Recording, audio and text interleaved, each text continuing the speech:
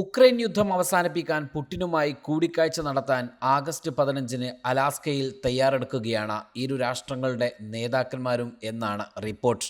Vladimir Putin Donald Trump കൂടിക്കാഴ്ച August 15-നായിരിക്കും. Ukraine യുദ്ധം അവസാനിപ്പിക്കുന്നതിന് ഇരു രാജ്യങ്ങളും തമ്മിലുള്ള അന്തിമ കരാറിൻ്റെ ഭാഗമായിട്ടാണ് ഈ കൂടിക്കാഴ്ച. അലാസ്കയിൽ റഷ്യൻ പ്രസിഡന്റ് വ്ളാഡിമിർ പുടിനെ കാണുമെന്ന് ട്രംപ് അറിയിച്ചിട്ടുണ്ട്.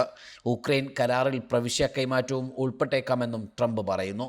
യുദ്ധം അവസാനിപ്പിക്കാൻ ഉക്രൈൻ പ്രദേശം വിട്ടുകൊടുക്കേണ്ടി വന്നേക്കാമെന്ന് ട്രംപ് സൂചന നൽകിയതിന് ഏതാനും മണിക്കൂറുകൾക്ക് ശേഷമാണ് കൂടിക്കാഴ്ചയുടെ പ്രഖ്യാപനം വരുന്നത്. അതേസമയം ഉക്രൈൻ്റെ ഭാഗത്തു നിന്ന് പ്രതികരണങ്ങളൊന്നും തന്നെ ഉണ്ടായിട്ടില്ല. 2021 ജൂണിൽ ജനീവയിൽ വെച്ച് ജോ ബൈഡൻ പുടിനെ സന്ദർശിച്ചതിന് ശേഷം ആദ്യമായാണ് US റഷ്യൻ പ്രസിഡന്റുമാർ തമ്മിൽ കൂടിക്കാഴ്ച ഒരുങ്ങുന്നത്. കൂടിക്കാഴ്ചയ്ക്ക് മുന്നോടിയായി വെള്ളിയാഴ്ച ചൈനയിലെയും ഇന്ത്യയിലെയും നേതാക്കളുമായി പുടിൻ കൂടിയാലോചനകൾ നടത്തിയിരുന്നു. ഉക്രൈൻ യുദ്ധത്തിൽ 10-12 ദിവസത്തിനുള്ളിൽ സമാധാന കരാറിൽ എത്തിയില്ലെങ്കിൽ റഷ്യയ്ക്ക് മേൽ പുതിയ ഉപരോധങ്ങൾ ഏർപ്പെടുത്തുമെന്ന് ട്രംപ് നേരത്തെ മുന്നറിയിപ്പ് നൽകിയിരുന്നു.